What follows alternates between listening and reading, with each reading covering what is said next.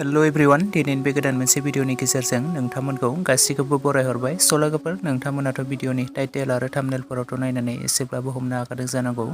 दिनैनि भिडिअआ मानि सोमोन्दै जागोन लोगोफोर दायो आं नोंथांमोननि सेराव लानानै फैदों मोनसे गोदानै बर'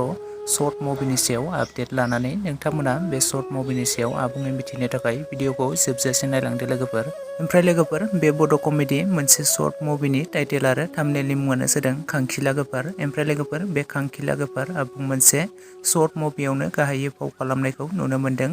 प्रेक्टिकल बसुमतारी, रैसु बर', जयन्त बसुमतारी, प्रिया बसुमतारी, फैलाव आरो लोगोसे गोबांथार फाव खालामगिरिफ्रा बे बर' सावथुनाव फावखौ खालामबावदों लोगोफोर ओमफ्राय लोगोफोर बे बर' सावथुननि स्ट'रि स्क्रिप्ट आरो डाइरेक्सनखौ खालामदों जयन्त बसुमतारी बिथां मिउजिकखौ होदों राजु KHANKKHILA गयारि ओमफ्राय लोगोफोर बे खांखिला गोफार आबुं मोनसे बड' कमेडि शर्ट मुभिखौथ' नोंथांमोना गोबाङानो पार्ट 1 निफ्राय लानानै पार्ट 7 सिम नायखाबाय आरो नुखाबाय नङा होमबा लोगोफोर आरो नोंथांमोना गोबाङानो बे मोनसे शर्ट मुभिखौ पार्ट 1 निफ्राय लानानै पार्ट 7 सिम नायखाबाय आरो रिलिजबो खालामनानै होखाबाय बे बर' सावथुनखौ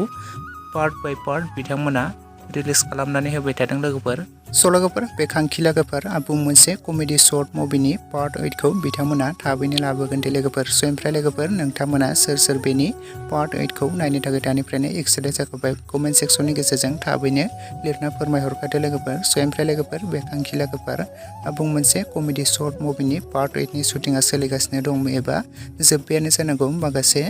एडिटिंफोरनि खामानिया जोबाखै जानांगौ बेनिखायनो बिथांमोना थाबैनो रिलिज खालामनानै होनो हाथ'वाखै लोगोफोर बिथांमोना थाबैनो प्रिया एन्टारटेनमेन्ट चेनेलावनो बे खांखिला गोफार आबुं मोनसे कमेडि शर्ट मुभिनि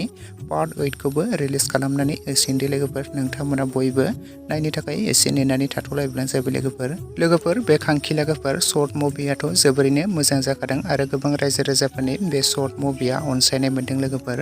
नोंथांमोनाबो गोबाङानो नायनानै मोजां मोनखादों लोगोफोर लोगोसे आंनि दासिमनि शर्ट आपडेट भिडिअ बेखिनियावनो भिडिअखौ नायनानै जुदि नोंथांमोना मोजां मोनदोंब्ला लाइक शेयार एन्ड कमेन्ट्स खालामदो लोगोसे चेनेलाव गोदानै फैदोंब्ला साबस्क्राइब खालामनानै खाथिनि बेल आइकनखौबो अल प्रेस खालामना लादो लोगोफोर जाहाथे नोंथांमोना बेफोरबायदिनो माखासे गोदान आपकामिं शर्ट मुभि फुल मुभिफोरनि मिउजिक भिडिअफोरनि माखासे आपडेटफोर मोनथिबाय थायो।